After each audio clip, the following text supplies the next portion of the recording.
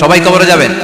একদিন মাটির ভেতরে হবে ঘরে মন আমার, কেন বান্ধ দালান ঘর?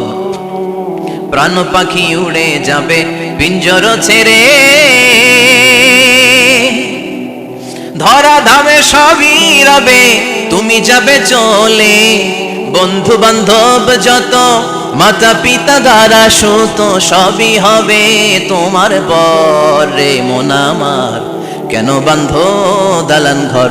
একদিন মাটির ভেতরে হবে ঘরে মন আমার, কেন বান্ধ দালান ঘর? চিল্লায় বলেন ঠিক কিনা?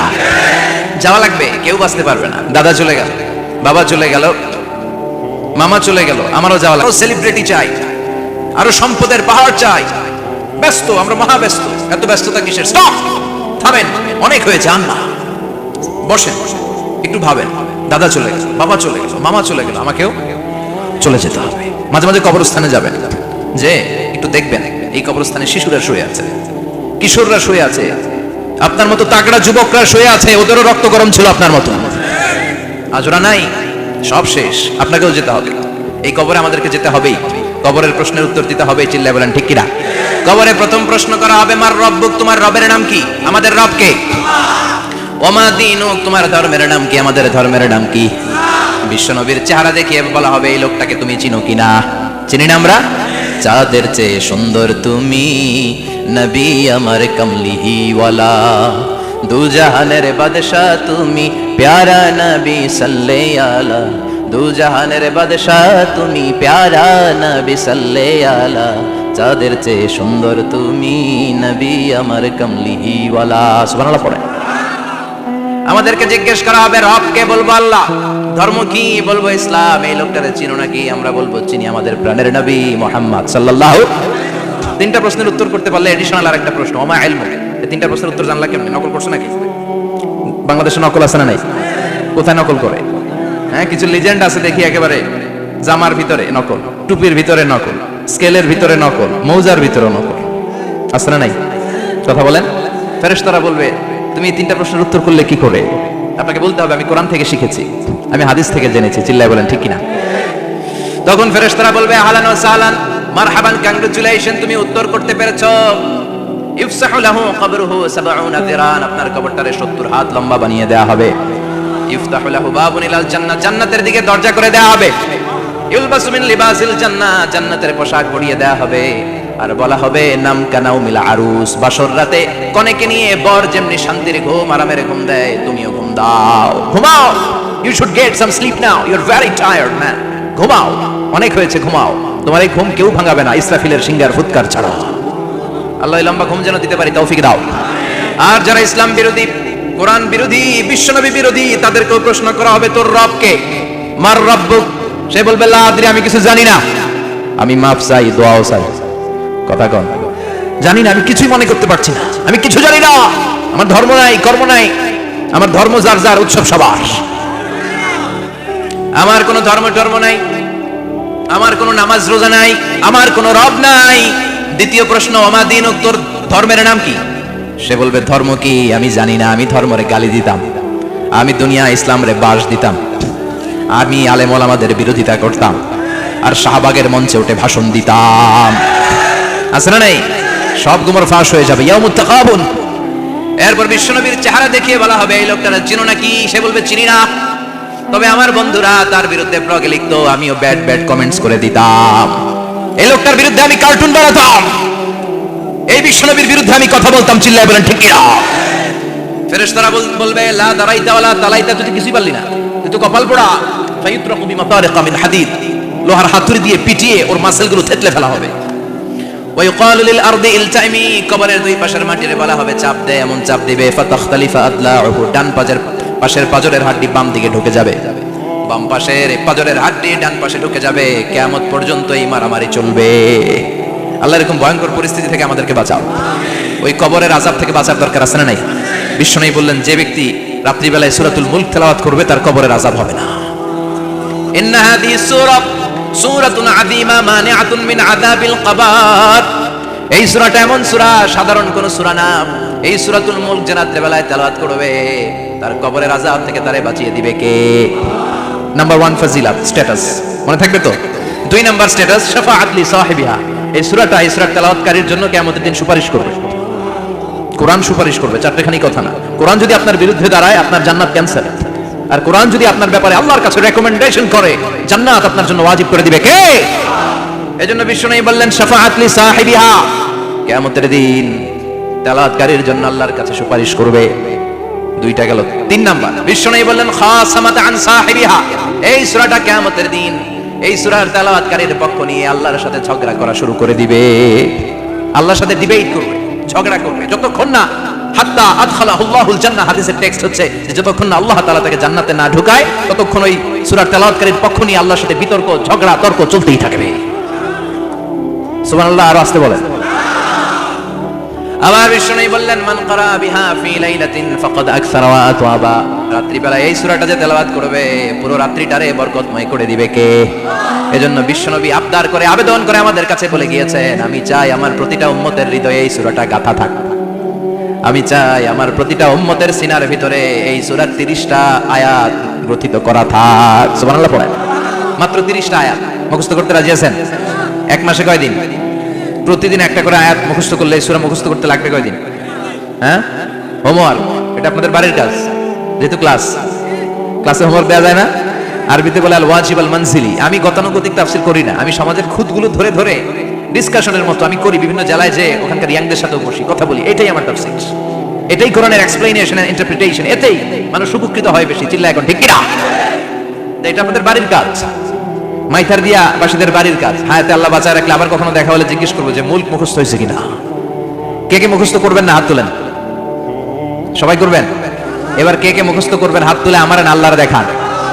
আল্লাহ তুমি কবুল করো। আরো জোরে পড়েন আমিন। হাত নামান। এই সূরাটা it's an eye opener for you. এটা আপনার চোখ খুলে দিবে। এই সূরাটা আপনার চোখকে খুলে দিবে, আপনার ঘুমন্ত বিবেককে জাগিয়ে তুলবে।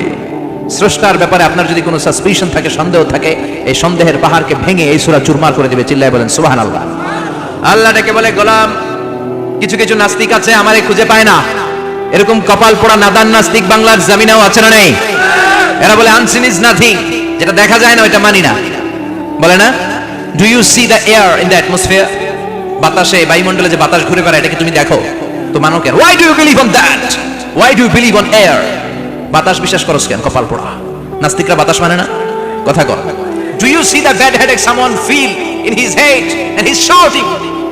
মাথার ব্যথায়, মাইগ্রেনের পেইনে যখন কেউ চিৎকার করে তার মাথার ব্যথা দেখা যায়। আমার এখন প্রচন্ড মাথা ব্যথা যদি হয় আপনারা দেখতে পাচ্ছেন তো। নাস্তিকরা কি মাইগ্রেনের পেইন বিশ্বাস করে না? মাথা ব্যথা বিশ্বাস করে কি করে না? বাতাস বিশ্বাস করে কি করে না? কয় আনসিন ইজ নাথিং, যেটা দেখি না ওটা বিশ্বাস করি না, কপাল পোড়া। আল্লাহ ডেকে বলে, গোলাম আমার সৃষ্টির দিকে তাকা, আকাশের দিকে তাকা, বাতাসের দিকে তাকা, সাগরের দিকে তাকা। সাগরের মধ্যে আমি আল্লাহ আছি না নাই? বিশাল বড় বড় পাহাড়ের দিকে তাকা, ঝর্ণার দিকে তাকা, ঝর্ণার মধ্যে আমি আছি না নাই? ঝর্ণা ঝর্ণা ঝর্ণা রে, বলনা বলনা বলনা রে, কার বিরহে পাগল পাড়া তুই, কার মিলনে ফুল ফসলে ভরা রে তোর দুকুল বই, কার মিলনে ফুল ফসলে ভরা রে তোর দুকুল বই। ঝর্ণা ঝর্ণা ঝর্ণা রে, বলনা বলনা বলনা রে, কার বিরহে পাগল পাড়া তুই। সুবহানাল্লাহ পড়ে। ঝর্ণার দিকে তাকাও, সাগরের দিকে নজর করে দেখো, বিশাল পাহাড়ের দিকে নজর করে তাকাও, ওই পাহাড়ের মধ্যে আল্লাহরে খুঁজে বাবা। চিল্লায় বলেন ঠিক কিনা? এখানে ইমাম আবু হানিফার হাতে হাত রেখে শাহাদা বাক্য পাঠ করেছে। সুবহানাল্লাহ পড়ে। ঝিনুকের ভেতর লুকিয়ে থাকে যেমন মতি, ঝিনুকের ভেতর লুকিয়ে থাকে যেমন মতি, কালমা শাহাদাতে আছে আল্লাহর জ্যোতি, কালমা শাহাদাতে আছে আল্লাহর জ্যোতি। সুবহানাল্লাহ পড়ে। এই জ্যোতি যার হৃদয় একবার টাচ করে তার জন্য জান্নাতকে খুলে দেয় কে? এজন্য এই সূরা পড়লে নাস্তিকরা নাস্তিক থাকবে না। নাস্তিকদের জন্য এখানে আল্লাহ মেডিসিন দিয়েছেন, কিছু ডোজ দিয়েছেন। আলহামদুলিল্লাহ পড়েন। এই সূরা থেকে আমরা কিছু সময় কথা শুনবো। শুনতে রাজি আছেন তো? সূরার নাম চিল্লায় বলেন কি নাম? মুলক। মুলক মানে কি? মুলক মানে রাজত্ব, মুলক মানে ক্ষমতা, মুলক মানে পাওয়ার, মুলক মানে কিংডম, মুলক মানে সভরেন্টি। সুবহানাল্লাহ পড়েন। রব্বুল আলামিন বলেন, তাবারাকাল্লাযী বিয়াদিহিল মুলকু ওয়া হুয়া আলা কুল্লি শাইইন কাদির। সুবহান সেই সত্তা যার হাতে ক্ষমতা, আর তিনি সব বিষয়ে ক্ষমতাশীল। সুবহানাল্লাহ। তাবারাকাল্লাযী বিয়াদিহিল মুলক, মহামহিম সে সত্তা, সুমহান সে সত্তা, বিয়াদিহিল মুলকু, যার হাতে ক্ষমতা। ক্ষমতা কার হাতে? চিৎকার করে বলতে হবে, কার হাতে? নাকি আমাদের হাতে, না সরকারের হাতে, পুলিশের হাতে, র্যাবের হাতে, মাশরাফির হাতে, হিরো আলমের হাতে? ক্ষমতা কার হাতে? ক্ষমতা শুধুমাত্র একজনের হাতে। চিল্লায় বলেন, তিনি কে? আল্লাহর হাতে ক্ষমতা। আর তিনি হচ্ছেন সকল ক্ষমতার উৎস, centre of the all powers. সব ক্ষমতার উৎস কে? নাকি জনগণ? আমরা কিন্তু এটাই শিখি, এদেশে আমাদেরকে রাষ্ট্রীয়ভাবে শেখানো হয়, এটা রাষ্ট্রীয় কুফরি। সকল ক্ষমতার উৎস জনগণ নয়, সকল ক্ষমতার উৎস কে? উনি ক্ষমতার উৎস, তিনি ক্ষমতাশীল, মহা ক্ষমতাধর। তার ক্ষমতার সাথে কারো তুলনা হয় না। আমাদের কি ক্ষমতা আছে? কথা বলেন। বল্লা পোকার কামড় খাইছেন? হ্যাঁ, মৌমাছি কামড়াইছে? মৌমাছি কামড়াইলে সিলাসিলি শুরু করে। তো কি ক্ষমতা আছে আপনার? বল্লা কামড় মেরা দেয়, ধরে যে মার মইতেও পারি না। কুত্তায় কামড়াইলে আমরা কুত্তারে কামড়াইতেও পারি না। কথা বলেন। আমরা নাকি ক্ষমতার মালিক? পিছন থেকে কেউ যদি বলে হুজুর সাপ, মজা করে বলছি এতই ভাবে, আসলে যদি ফস করে আসতো সব দৌড়। স্লোগান দেওয়ার বেলায় লিল্লাহে তাকবীর, আল্লাহু আকবার, আমার ভাই তোমার ভাই, কাপায় ফেলামো নামায় ফেলামো। কথা বলেন। আর যদি পেছন থেকে কেউ আওয়াজ করে বলে সাপ, দৌড়। আপনারা কি দৌড় দিবেন? আমরা এদিক দিয়ে দৌড় দিব। কথা কন। চাচা আপন প্রাণ জীবন বাঁচানোর জন্য ভয়ে পাগল। সাপ লাগবে না, বাবা ব্যাংক চিনেন? মাইথার দিয়ে নাই বোধ হয়। আছে আছে। কি করে? খালি লাফায়। 10টা ভাবা ব্যাংক যদি ছেড়ে দেওয়া হয়, স্টেজে 2টা আর বাকি 8টা এদিকে, ভাবা ব্যাংক আর কি লাভ দিবে? এর চেয়ে লাফালাফি শুরু করবো আমরা। কথা বলেন। আর আমরা দাবি করি আমরা ক্ষমতার উৎস। কোনো ক্ষমতা নাই। একবার ডায়রিয়া হলে 3বার টয়লেটে গেলে আর চেহারার দিকে তাকানো যায় না। কারে মাফ করে দে, আই মরে যাইও, আই হাইতান ন, আছে না নাই? তো পারবেন না কেন? আপনি না ক্ষমতার উৎস? আপনি না ক্ষমতার উৎস? আরে আপনার তো কোনোই ক্ষমতা নাই। খুলিকাল ইনসানু দাঈফা, মানুষকে দুর্বল থেকে দুর্বল করে তৈরি করেছে কে? এজন্য রাব্বুল আলামিন বলেন, তাবারাকাল্লাযী বিয়াদিহিল মুলকু ওয়া হুয়া আলা কুল্লি শাইইন কাদির। সুমহান সেই সত্তা যার হাতে ক্ষমতা। চিল্লায় বলেন, ক্ষমতা কার হাতে? আমাদের হাতে কোনো ক্ষমতা নাই। আমরা হলাম দুর্বল। আমরা কি? দুর্বলের ঘরের দুর্বল। আমরা যখন জন্মেছিলাম দুর্বল। আমার ছোট্ট একটা মেয়ে আছে, আমি অবাক হয়ে থাকি যে আমিও তাইলে ছোটবেলায় এরকম ছিলাম। না খাওয়ালে খেতে পারে না, পেশাব পায়খানা করে, ঘর নষ্ট করে, বমি করে, দাঁড়াতে পারে না, শুইতে পারে না, লালা পড়তে থাকে, ক্লিন করতে হয়, সব সময় তাকে আল্লাহর আদেশে দেহে ঢুকে, আল্লাহর আদেশে বের হয়ে যায়। ঠিক কিনা? এই যে ছোট্ট বাচ্চাটার দেহের ভিতরে যে রুহ ঢুকলো, কে দিল? 120 দিনের আগে মানব শিশুর দেহের ভিতরে কিন্তু রুহের ফুৎকার হয় না। সহিহ বুখারীর বর্ণনা। 40 40 40, 340 কত? কথা বলেন। প্রথম 40 থাকে নুতফা, তারপরের 40 হয় আলাকা, তারপরের 40 হয় মুদগা, sperm drop, blood clot, and then the little flesh. ছোট্ট নাপাক পানি ছিলাম, শুক্রাণু ছিলাম আমরা। কি ছিলাম? শুক্রও ছিলাম না, শুক্রাণু, শুক্রের অণু। এক ফোঁটা শুক্রের মধ্যে 20 কোটি অণু থাকে। ওই 20 কোটির একটা ছিলাম আমি আর আপনি। সুবহানাল্লাহ। বাড়ি থেকে বলেন।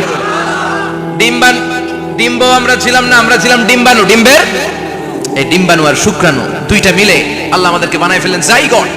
সেখান থেকে এমব্রায়ো, তারপরে আস্তে আস্তে ইনিশিয়াল স্টেজগুলো শেষে একটার পর একটা স্টেজ পার করে তিনি আমাদেরকে বানালেন আলাকা। সেখান থেকে মুদগা, আমাদের দেহের ভেতরে তিনি স্কেলিটন ভরে দিলেন, কঙ্কাল, মাথার স্কাল দিলেন, খুলি দিলেন, নাক কান গলা দিলেন, আমার রেসপিরেটরি সিস্টেম চালু করে দিলেন। কত ছোট ছিলাম আমি, ক্ষুদ্র ছিলাম আমি। ফালইয়ানজুরিল ইনসানু মিম্মা খুলিকা, খুলিকা মিম্মা ইন দাফিক। মানুষের উচিত তার সৃষ্টি প্রক্রিয়ার দিকে নজর করে তাকানো। বাবার পিঠ থেকে সবেগে নির্গত হওয়া পানি দিয়ে মায়ের পেটে তোমারে ঢুকায় দিল কে? নাপাক পানি থেকে ছোট্ট ব্যাঙ্গাচির মতো ছিলাম, জোকের মতো মায়ের জরায়ুর দেয়ালে লেগেছিলাম। সেখান থেকে বড় করতে করতে আমার রেসপিরেটরি সিস্টেম, আমার হেয়ারিং সিস্টেম, আমার সব সিস্টেমগুলো তিনি আমার দেহের ভিতরে সেট করে দিল। চিল্লায় এখন সুবহানাল্লাহ। 120 দিনের সার্টেন পিরিয়ড শেষে তিনি দেহের ভিতরে রুহের ফুৎকার দিলেন।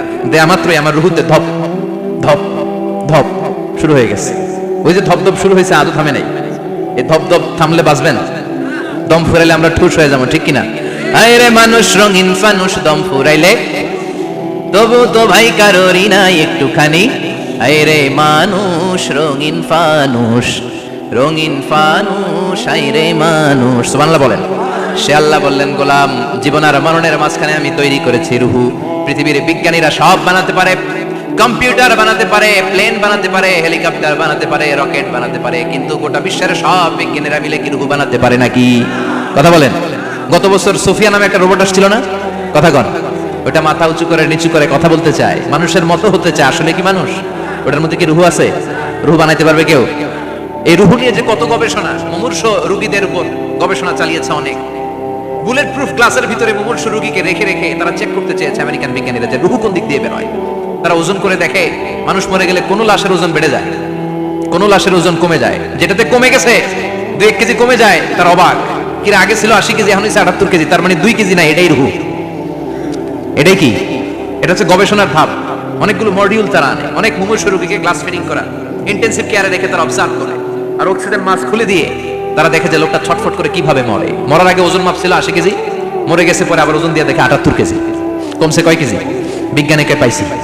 সবাইকে কি পাইছে? কয় রুহু। কই পাইলেন? আগে 80, এখন 78, 2 কেজি। রুহুর ওজন কয় কেজি? তো বিজ্ঞানীদের সিস্টেম হচ্ছে যে কোনো একটা বিষয়ের উপর গবেষণা চালালে তারা পূর্ণাঙ্গ ডিসিশনে পৌঁছতে পারে না। They couldn't jump to the final conclusion just on one module, based on one module. They cannot do it. তাদের অনেকগুলো মডিউল আনতে হবে। তারা আবার নমুনা আনলো আরেকটা। মুমূর্ষ রোগী, অক্সিজেন চেম্বার লাগানো, মাস্ক লাগানো, এটা খুলে ফেললে মরে যাবে।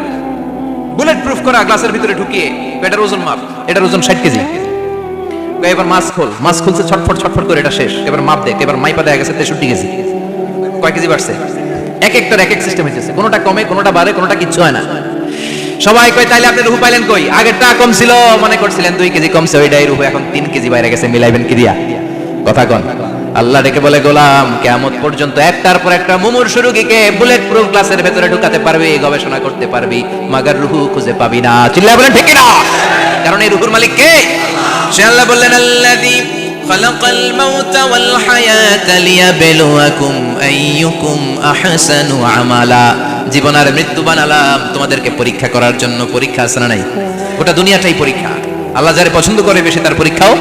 আসাদুন নাসি বালাআন আল আম্বিয়া। এই পৃথিবীতে আল্লাহ সবচেয়ে বেশি বালা মুসিবত দিয়ে পরীক্ষা করেছেন নবীদের। কারণ নবীরা আল্লাহর কাছে কম প্রিয় না বেশি প্রিয়? যেহেতু প্রিয় বেশি, পরীক্ষাও। এজন্য মুমিনের উপর যদি পরীক্ষা আসে, মুমিনের উপর যদি অত্যাচার আসে, মুমিনের উপর যদি ধৈর্যের পরীক্ষা আসে, জেল জরিমানা আসে, মুমিন ওইটারে ভয় পায় না। মুমিন ভয় পায় একজনকে। চিল্লায় বলেন তিনি কে? কারণ আল্লাহর ঘোষণা, ওয়ালা তাহিনু ওয়ালা তাহজানু। ঘোষণাটা কার? ভয় নাই, তোদের চিন্তা নাই। আনতুমুল আ'লাউনা ইন কুনতুম মুমিনিন। তোমরাই বিজয়ী হবা যদি মুমিন হও, যদি মুমিন হও। এজন্য ধৈর্যের পরীক্ষা দিতে হবে, আল্লাহর উপর তাওয়াক্কুল করতে হবে, অত্যাচার আর জুলুম আল্লাহর নামে সহ্য করে যেতে হবে। চিল্লায় বলেন ঠিক কি না? কারণ মজলুমের সাথে আল্লাহ থাকে। মজলুমের বদদুয়াকে বিশ্বনবী ভয় করতে বলেছেন। কারণ মজলুমের বদদুয়ার মাঝে আর আল্লাহর মাঝে পর্দা থাকে। যারা দুনিয়ার বুকে জুলুম করে তাদেরকে ক্ষমতার মসনদ থেকে নামিয়ে দেয় কে? আর যারা মজলুম হয়, যাদের রক্ত দিয়ে জমিন ভেজে, তাদেরকে জমিনের ক্ষমতা দিয়ে দেয় কে?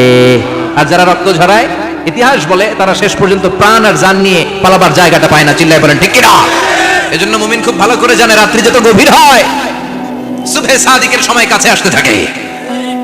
গর্ভবতী নারীর পেটের জ্বালা যন্ত্রণা, ব্যথার পেইন যত বাড়ে, নতুন মেহমান আগমনের সময় কাছে আসতে থাকে। তেমনি ইসলামের পক্ষের শক্তির উপর যদি অত্যাচার, অনাচার, স্টিম রোলার বেড়ে যায়, এটা প্রমাণ করে ইসলামের বিজয়ের সময় কাছে আসতে শুরু করেছে। চিল্লায় বলো ঠিক কি না? এজন্য রাব্বুল আলামিন ডেকে বলেন, গোলাম লিয়াবলুয়াকুম আইয়ুকুম আহসানু আমালা। কে ভালো আমল করো, কে খারাপ আমল করো, এজন্য আমি জীবন মরণ তৈরি করেছি। চিল্লায় কোন ঠিক কি না?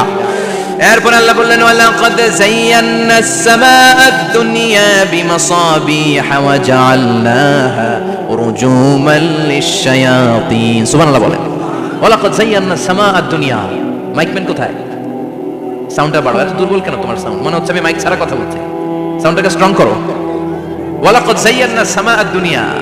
I have beautified the closer sky with candles, with light and stars. আল্লাহ বলেন, আমি দুনিয়ার আকাশকে তারা দিয়ে সুশোভিত করেছি। আকাশে তারা আছে না নাই? এগুলো এমনি এমনি হয়েছে না? তৈরি করছে কে? বিশ্বাস হয়? কোনো সন্দেহ আছে? এখন তো লাইটিং ফাইটিং এর যুগে তারার যে কি সৌন্দর্য আমরা বুঝি না। আমরা যখন ছোটবেলা গ্রামে যেতাম, রাতের বেলা তারার মেলা, কি সুন্দর, একটার চেয়ে একটা সুন্দর। শুকতারা, ধ্রুব তারা, সপ্তর্ষি মণ্ডল, 7টা তারার একটা চেইন আছে। চিনেন এগুলো? কি সুন্দর তারা। এগুলো তৈরি করে রেখেছে কে? প্রথম আকাশের মহাশূন্যকে আল্লাহ এই তারকা দিয়ে বিউটিফাই করেছেন। ইটস এ ক্যান্ডেল, আল্লাহ সাজিয়ে রেখেছেন। আমরা খালি চোখে যেটা দেখি এটা কিন্তু আকাশ না, এটা প্রথম আকাশ নয়। প্রথম আকাশ যে কত দূরে আমেরিকার নাসার বিজ্ঞানীরাও জানে না। খালি চোখে আমরা যা দেখি এটা প্রথম আকাশের মহাশূন্য, এর অনেক অনেক অনেক উপরে প্রথম আকাশ। এরপরে দ্বিতীয় আকাশের মহাশূন্যের স্তর শুরু, এরপরে দ্বিতীয় আকাশ, তারপরে তৃতীয় আকাশের মহাশূন্যের স্তর শুরু, তারপরে তৃতীয় আকাশ। একটার চেয়ে আরেকটা বড়। প্রথম আকাশের চেয়ে দ্বিতীয় আকাশ কত বড় বলি, আপনার হাতের আংটিটা যদি সাহারা মরুভূমিতে আপনি ছুঁড়ে ফেলে দেন, পুরো মরুভূমির তুলনায় আংটি যত ছোট, আল্লাহর দ্বিতীয় আসমানের তুলনায় আল্লাহর প্রথম আসমানটা ঠিক তত ছোট। একটার চেয়ে একটা বড়, একটার চেয়ে একটা বড়। সূর্য দেখে আমরা অবাক হয়ে যাই, 9,30,00,000 মাইল দূরে। এই পৃথিবীর চেয়ে 13 লক্ষ গুণ বড়। এটার সানশাইন, আলো আসতে পৃথিবীতে 8 মিনিট 18 সেকেন্ড লেগে যায়। আমরা মনে করছি সূর্যই বড়। আমরা বসে আছি মাইথার দিয়াতে, তাই না? এই জায়গাটার নাম কি? মাইথার দিয়া। কি খালি এতটুকু প্যান্ডেলের সমান? কত বড় মাইথার দিয়া! এই পুরো মাইথার দিয়া কোন থানায় পড়ছে? দাউদকান্দি। দাউদকান্দি হচ্ছে কুমিল্লার 16টা থানার একটা, ঠিক কিনা? 16 থানা মিলে কুমিল্লার একটা জেলা। এরকম কয়টা জেলা আছে? 64 জেলা। এই 64 জেলা মিলে আমাদের সুজলা সুফলা শস্য শ্যামলা ডিজিটাল বাংলাদেশ। কথা কন। আর বাংলাদেশ হচ্ছে পৃথিবীর সবচেয়ে বড় দেশ। হ্যাঁ, 64 জেলা, এরপরে ছোট। যাদের অ্যাটলাস ম্যাপ নিয়ে যাদের ধারণা আছে তারা দেখবেন বাংলাদেশ এই শব্দটা লেখার জায়গা আমরা পাই না। মানচিত্রে বাংলাদেশ শব্দটা লেখার জায়গা পায় না। বিআরএ উঠে যায় ইন্ডিয়ার উপর, আর ডিএস উঠে যায় আবার ইন্ডিয়ার উপর। মাঝখানের দুইটা অক্ষর বাংলাদেশের উপরে পড়ে। চিল্লায় বলেন ঠিক কিনা? কত ছোট দেশ। পাশের ইন্ডিয়া 20-25 গুণ বড়।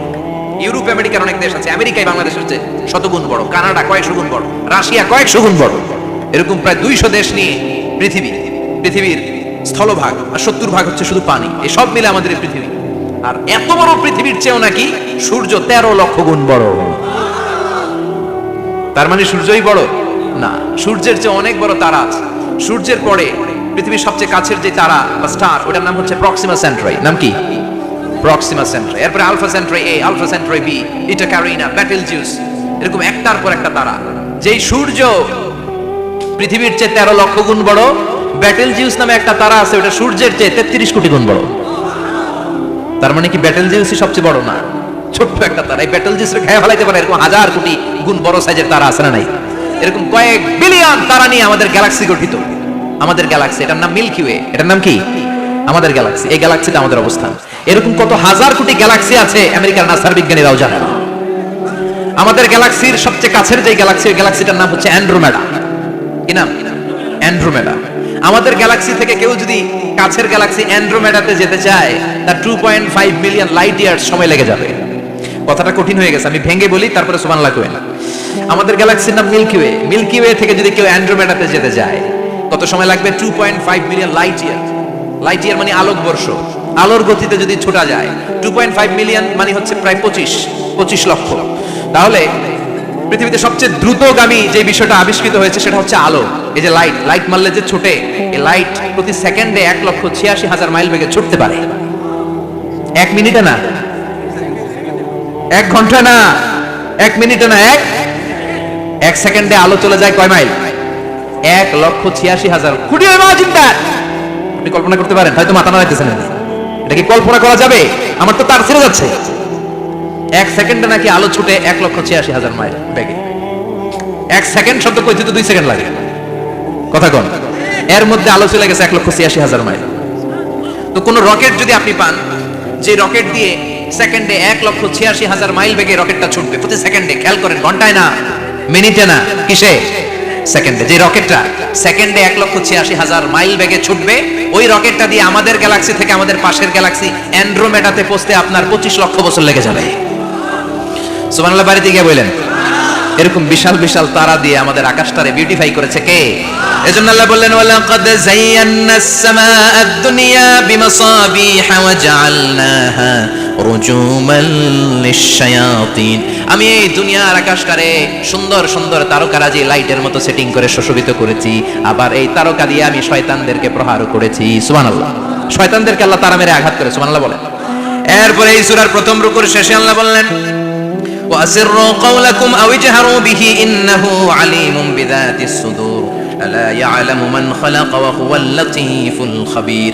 আল্লাহ বললেন, وَأَسِرُّوا قَوْلَكُمْ, তোমরা যদি গোপনে কথা বলো, আওই জাহারু বিহি, কিংবা স্পষ্ট করে বলো, সব শুনে কে? আপনি যেমনি বলেন শুনবে কে? বলেনই নাই, শুধু মনে মনে ভাবছেন, শুনবে কে? সুবহানাল্লাহ কইবেন না? সাত আকাশের উপরে, আরশের উপরে তার অবস্থান, সাত জমিনের নিচে কোন গোপনতম প্রকোষ্ঠে, কোন ছোট্ট বাক্সের ভেতরে যদি কোনো পিঁপড়া, পিপিলিকা নীরবে হেঁটে যায়, আল্লাহ বলে আমি ওই পিঁপড়ার হেঁটে চলার পায়ের আওয়াজটাও শুনতে পাই। এজন্য কেউ যেটা শোনে না, শুনে কে? এরপর আল্লাহ বললেন হুয়াল্লাযী জাআলা লাকুমুল আরদা যালুলান ফামশু ফি মানাকিবিহা ওয়া কুলু মির রিজকি ওয়া ইলাইহিন নুশুর। সুবহানাল্লাহ বলেন। আল্লাহ ডেকে বললেন, গোলাম তোমাদের জন্য জমিনটারে আমি বিছানা বানিয়েছি। আল্লাযী জাআলা লাকুমুল আরদা ফিরাশা, জমিনটারে বিছানা বানিয়েছে কে? এই বিছানার মতো সমতল জমিন দিয়ে তোমরা হেঁটে বেড়াও, চলে বেড়াও, হেলে দুলে পড়ার সুযোগ নাই, ঠিক কিনা? এই যে মাইথার দিয়ে আজকের যে ময়দান, এটা যদি বিছানার মতো সমান না হইতো বসতে পারতেন? কথা কন। এই ময়দানের প্যান্ডেলের এদিক দিয়ে উঁচা, এদিক দিয়ে গর্ত, এদিক দিয়ে নিচা, এদিক দিয়ে খাড়া, কেমন হইতো? কথা কন। কেউ আমারে দেখতো, কেউ দেখতো না, কেউ দাঁড়াইয়া, কেউ বসে, আছে না নাই?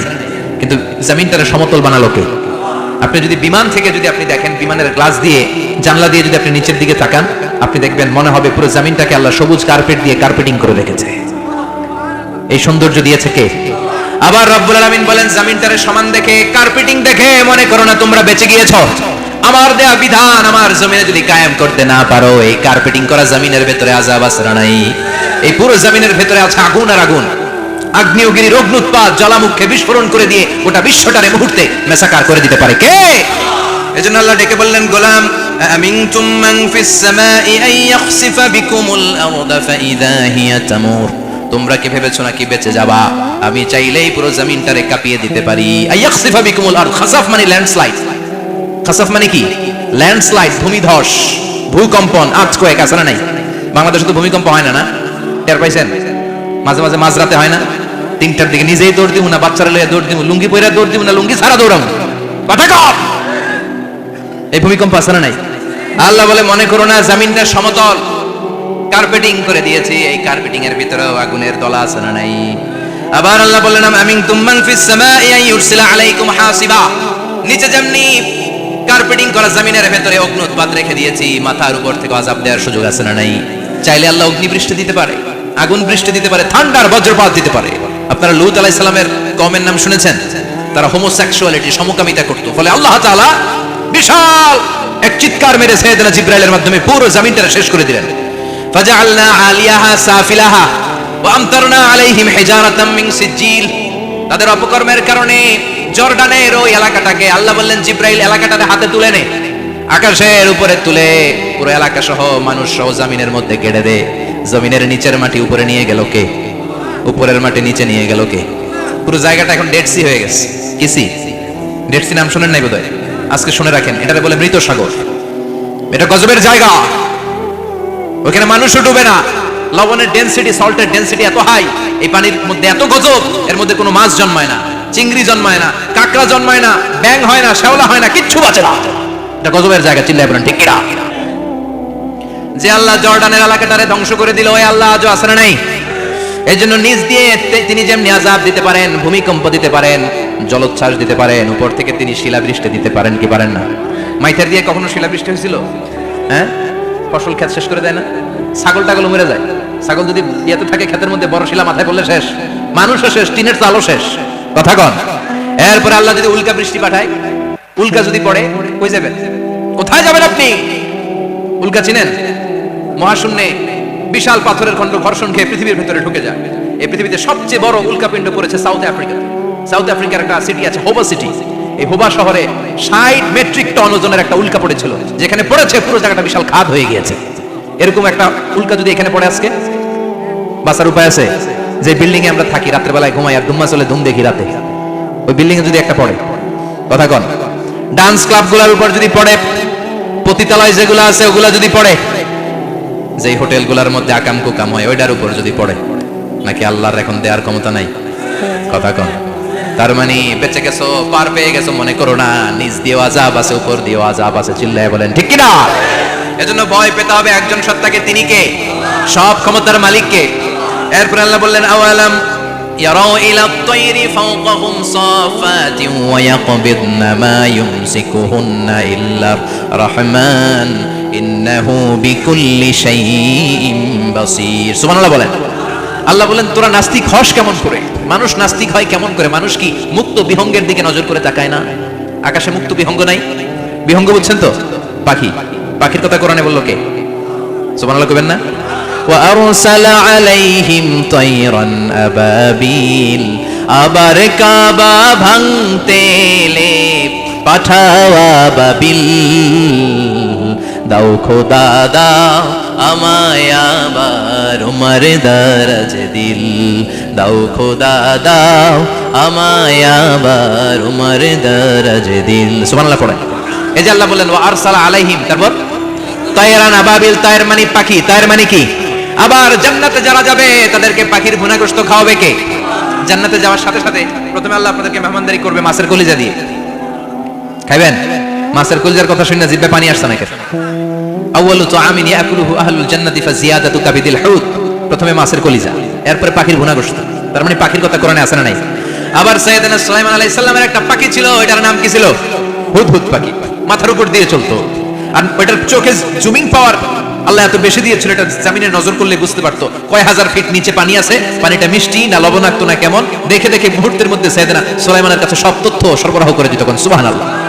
এজন্য আল্লাহ বললেন নাস্তিকগুলো কি পাখির দিকে তাকায় না? এই পাখির দিকে তাকালে পাখির রব আল্লাহরে খুঁজে পাওয়া যায়। পাখির দিকে তাকালে, মুক্ত বিহঙ্গের দিকে তাকালে কেমন করে পাখিগুলো উড়ে যায়। এই পাখিগুলো আকাশে ধরে রাখে কে? মা ইউমসিকুহুন্না ইল্লা রাহমান। ওই রহমান ছাড়া কেউ পাখিগুলোর সামনে ধরে রাখতে পারে না। কত শত আয়াতে যে আল্লাহ পাখির কথা বলেছেন হিসাব নাই। কত ধরনের পাখি যে আল্লাহ বানিয়েছেন কোনো হিসাব নাই। আপনারা ঘরে জিওগ্রাফিক্যাল চ্যানেলগুলো দেখেন? হ্যাঁ, না জি বাংলা দেখেন? স্টার জলসা, কিরণমালা, কি দেখেন? জিওগ্রাফিক্যাল চ্যানেল দেখবেন। ওখানে দেখবেন একটা পাখি আল্লাহ তৈরি করেছে, পৃথিবীর সবচেয়ে ছোট পাখি, নাম হলো হামিং বার্ড। কি নাম? The smallest bird ever in the world. সবচেয়ে ছোট। এটা প্রাপ্তবয়স্কে 3 থেকে 5 ইঞ্চি লম্বা হয়। এটার পূর্ণ যৌবন এটা লম্বা কত দূর? 3 থেকে 5 ইঞ্চি। এটা প্রতি সেকেন্ডে ডানা ঝাপটাতে পারে 80 বার। কয়বার? আমাদের ডানা আছে না 2টা? আপনি আপনার ডানা 1 সেকেন্ডে কয়বার ঝাপটাতে পারবেন? হ্যাঁ, আমি ঝাপটাইলাম, কয়টা হয়েছে 1 সেকেন্ডে? হ্যাঁ, 3টা 4টা ঝাপটা দিতেই আমার সেকেন্ড শেষ। কিন্তু এই পাখিটা প্রতি সেকেন্ডে তার 2 পাখা ঝাপটায় কয়বার? পৃথিবীর সব পাখি সামনে ওড়ে, তো এই পাখি সামনে যেমনি ওড়ে, এট দ্য সেম টাইম এই পাখি পিছনের দিকে উঠতে পারে। সুবহানাল্লাহ। বাড়িতে যাই বললেন ইউরোপের আল্পস পর্বতমালায় গুগল করবেন যে আজকে গুগলে লিখবেন যে আলপিন সুইফট একটা পাখি আছে। এই পাখিটা একবার যখন শূন্যে উড়াল দেয়, উড়ন্ত অবস্থায় এটা আকাশে 6 মাস থাকতে পারে। আকাশের মেঘের আপ থেকে পানি খায়, শূন্যে ভেসে বেড়ানো পোকামাকড় ধরে খেয়ে বেঁচে থাকে। 6 মাস পরে একবার জমিনে ল্যান্ড করে নামে কয়েকদিন থেকে আবার উড়াল মারে, আবার উড়াল মারলে আবার 6 মাস। আলপিন সুইফট। আরেকটা পাখি আছে, অদ্ভুত পাখি, নাম হোমা বার্ড। এই হোমা বার্ড উড়ন্ত অবস্থায় ডিম পেড়ে দেয়, আর ওই ডিমটা জমিনে পড়ার আগেই মাঝখানে ডিম ফেটে বাচ্চা বেরোয়, বাচ্চা উঠতে শুরু করে দেয়। এই পাখিগুলোর কথা কোরআনে আছে না নাই? এজন্য আল্লাহ বললেন আওয়ালাম ইয়ারাউ ইলা তাইরি ফাওকাহুম সাফাতিন ওয়া ইয়াকবিদনা মা ইউমসিকুহুন্না ইল্লার রাহমান ইন্নাহু বিকুল্লি শাইইন বাসীর। আল্লাহ বললেন নাস্তিকগুলো কি পাখির দিকে নজর করে তাকায় না? পাখির দিকে নজর করে যদি তাকায় তখন পাখির রব আল্লাহরে খুঁজে পাবে। চিল্লায় বলেন ঠিক কি না? পাখিকে আরবিতে বলে তয়ের। সবাই বলেন পাখির আরবি কি? বিমানের আরবিও তয়ের। পাখি আরবি যা, বিমান আরবিও। এই পাখি নিয়ে গবেষণা করে বিমান বানাইছে। সুবহানাল্লাহ কইবেন না? আমরা বানাই নাই, আমরা তো খোঁচাখুচিতে ব্যস্ত, আমরা আছি ফতুয়া নিয়ে ব্যস্ত। তুই 20 কারণে কাফের, তোর চাচা 90 কারণে কাফের। তোর চাচা মরলে যেই জায়গায় কবর দেয়া হবে ওই কবরের মাটির উপরে যে ঘাস উঠবে, ওই ঘাস যে গরু খাবে, ওই গরুর দুধ যে খাবে, ও কাফের। আছে না নাই? খালি কাফের ফতুয়া দেয় ব্যস্ত। আমরা ফতুয়া নিয়ে রইলাম আর ওরা সব আবিষ্কার করে ফেললো। উইলবার রাইট আর অরভিল রাইট, এই 2 ভাই 1903 সালে এই বিমান আবিষ্কার করেছে এই আয়াতের উপর গবেষণা করে। আওয়ালাম ইয়ারাউ ইলা তাইর। ওরা কি পাখি নিয়ে ভাবে না? আমাদের তো ভাবার সময় নাই, আমরা আছি মদ নিয়ে আর নারী নিয়ে আর জুয়াবাজি নিয়ে। চিল্লায় বলেন ঠিক কি না? এমন অনেক মন্ত্রীদের হোটেল আছে যেখানে পতিতালয়ের আড্ডাখানা। চিল্লায় বলো ঠিক কি না? মুসলমান রাজ মদ আর নারী নিয়ে ব্যস্ত, আর ইহুদি খ্রিস্টানরা আমাদের সব ঐতিহ্যকে ধারণ করেছে। উইলবার রাইট অরভিল রাইট গবেষণা শুরু করে দিল। পাহাড়ে শুয়ে শুয়ে 2 ভাই খালি পাখির ছবি আঁকে, কেমনে পাখিগুলো ডানা ঝাপটা মেরে ওঠে, কেমনে নামে। গবেষণা করতে করতে করতে প্লেন বানায় ফেললো 1903 সালে। আজ থেকে 100 বছর আগের স্টোরি শোনাচ্ছি আপনাদের। তখনকার বিমান এখনকার বিমানের মতো ছিল না। আপনি দেখবেন যে শুরুতে বিমান কেমন ছিল। শুরুতে ভাঙ্গাচুরা 2টা পাখা নিয়ে একটু উড়ে আবার ধপাস করে পড়ে, কিন্তু আশা হারায় নাই, আবার উড়ে ধপাস করে পড়ে। আমেরিকাতে সুবিধা করতে পারেনি, ফ্রান্সের এক কিং তাদেরকে ডোনেট করেছে বিপুল অঙ্কের টাকা দিয়ে। তারা প্রথম ফ্রান্সের একটা শহর থেকে আরেকটা শহরে পৃথিবীর প্রথম প্যাসেঞ্জার প্লেন নিরাপদে ল্যান্ড করেছে। মানুষের উড়ার স্বপ্ন সফল হতে শুরু করলো। এখন বিভিন্ন ধরনের বিমান একটার পর একটা শুরু হয়েছে। এই পৃথিবীর সবচাইতে দ্রুতগামী যে বিমানটা আগে ছিল নাম ছিল কনকর্ড, যাত্রীবাহী বিমান। এটার পরে এখন একটা বাইরে হয়েছে বোম সুপারসনিক। কি নাম? Bomb supersonic. এত স্পিডে চলে, এই মাত্র দেখবেন এদিকে এয়ারপোর্ট দেখবেন নাই, ওইদিকে সুবহানাল্লাহ পড়ে। কি বিশাল বিশাল ডবল ডেকার গুলো নিয়ে শূন্যে উড়াল দেয়। A3 এয়ার বোয়িং A380 বর্তমান পৃথিবীতে সবচেয়ে বড় প্যাসেঞ্জার বিমান। কার্গো বিমান তো এগুলোর 7-8 ডবল বড় হয়। I am talking about the passenger plane A380। 525 জন যাত্রী নিয়ে এটা শূন্যে উড়াল দেয়। 525 জন যাত্রী, কেবিন ক্রু, পাইলট, বিমানের ওজন, খাবার দাবারের ওজন, ফুয়েলের ওজন, 525 জনের লাগেজ টাগেজের ওজন, এই সব নিয়ে শূন্যে উড়াল দেয়। সুবহানাল্লাহ কইবেন না? এই বিমান আবিষ্কারের আগ পর্যন্ত গোটা বিশ্বব্যাপী সব দেশে দেশে ছিল সেনাবাহিনী আর নৌবাহিনী। বিমান আবিষ্কার হওয়ার সাথে সাথেই শুরু হয়ে গেল বিমান বাহিনী, এয়ার ফোর্স, মিলিটারি। এখন বোম সুপারসনিক বানায়, এখন ড্রোন হামলা করে, এখন মিসাইল হামলা করে, এখন স্যাটেলাইট পাঠায়। আমরাও পাঠাইছি। কি নাম? Bangabandhu satellite. We launching the Bangabandhu satellite channel last year. আমরা বঙ্গবন্ধু স্যাটেলাইটও পাঠাইছি করে। সবকিছু পাখির উপর গবেষণা করে হয়েছে। চিৎকার করে বলেন ঠিক কি না? এজন্য আল্লাহ ডেকে বললেন, গোলামরা কি পাখির দিকে তাকায় না? পাখির দিকে যদি নজর করে একবারে তাকাতো, নাস্তিক আর নাস্তিক থাকতে পারতো না। এজন্য নাস্তিকদের জন্য সূরার ভেতরে ডোজ আছে, আই ওপেনার আছে। সর্বশেষ আল্লাহ একটা প্রশ্ন দিয়ে এই সূরাটা শেষ করলেন। প্রশ্নটা শুনবেন, শুনবেন সবাই। আল্লাহ বললেন, কুল আরাআইতুম ইন আসবাহা মাউকুম গাওরান ফামান ইয়াতিকুম বিমাইম মাইন। বলো দেখি সবে, শুকাইয়া যদি যায় এই পৃথিবীর পানি, তাহলে হেথায় তটনির ধারা কে দিবে সবারে আনি? কে দিবে আনি? একদিন সকালবেলা ঘুম থেকে উঠছেন, টয়লেটে যাবেন, মুখ ধুবেন, স্কুলে যাবেন, অফিসে যাবেন, কাজে যাবেন, যাই দেখেন টিউবওয়েল চাপতেছেন, পানি নাই। ট্যাপ ছাড়লেন, পানি নাই। চোখের মধ্যে ময়লা, নাকে ময়লা। টয়লেটে যাবেন, পানি নাই। পুকুরে নেমে দেখেন পানি নাই। বিশাল বিশাল মেশিন বসিয়ে মাটির নিচ থেকে ভূগর্ভস্থ পানি ওঠানোর চেষ্টা করলেন, একটা পানি নাই। এক ফোঁটা পানি গোটা বিশ্বে কোথাও নাই। কে দিব পানি আপনারে? পানি সম্পদ মন্ত্রী দিব, ডোনাল্ড ট্রাম্প দিব, শেখ হাসিনা দিবে? কেউ দিতে পারবে? এক ফোঁটা পানি বানানোর ক্ষমতা আমাদের নয়। ঠিক কিনা? পানির বৈজ্ঞানিক নাম হচ্ছে H2O। কি নাম? এই দেশে H2 নিয়ে কত কথা আছে না নাই? হাইড্রোজেনের 2টা মলিকিউল, অক্সিজেনের একটা মলিকিউল। এই 2টা গ্যাস, হাইড্রোজেন আর অক্সিজেন, 2 গ্যাস একসাথে মিলাইলে কি হয়? কথা বলেন। মিঠা নদীর পানি। সুবহানাল্লাহ পড়েন। আল্লাহ বললেন, ঘুম থেকে উঠে যদি দেখো পৃথিবীর সব পানিগুলো একেবারে পৃথিবীর নিচে চলে গেছে, কোন মাধ্যম দিয়ে এক ফোঁটা পানির জোগাড় আর বন্দোবস্ত করা যায় না, কে তোদেরকে পানি এনে দিবে? কথা কন। আল্লাহ ছাড়া এক ফোঁটা পানি এনে দেওয়ার মতো ক্ষমতা কারো আছে নাকি? আবার পানি থেকে পৃথিবীর সব কিছুরে বানালো কে? ওয়াজআলনা মিনাল মাই কুল্লা শাইইন হাই আফালা ইউমিনুন। আল্লাহ বললেন, পানি থেকে গোটা বিশ্বের সব আমি বানালাম। সব জীবিত জিনিস তৈরি হয়েছে পানি থেকে। এটা কোরআনের কথা। কার কথা? আর 1500 বছর পর বিজ্ঞানীরা এখন বলছে পানি থেকেই সব প্রাণ এসেছে। সুবহানাল্লাহ পড়েন। বিজ্ঞানীদের রিসার্চে এসেছে পৃথিবীর সর্বপ্রথম যে প্রাণীটার উৎপত্তি, এটার নাম নাকি অ্যামিবা। কি নাম? It's a very small unicellular organism in the world. এককোষী শৈবাল অ্যামিবা এসেছে পানি থেকে, ওদের কথা। তারপরে এসেছে জুপ্লাঙ্কটন, ফাইটোপ্লাঙ্কটন, ব্যাকটেরিয়া প্লাঙ্কটন, একটার পর একটা ডেভেলপ করেছে। সব এসেছে পানি থেকে। পানি নাই তো কিচ্ছু নাই। পানি হচ্ছে প্রাণের ব্লুপ্রিন্ট। চিল্লায় বলেন ঠিক কিনা? পানির মধ্যে সব প্রাণের অস্তিত্ব রেখে দিয়েছে কে?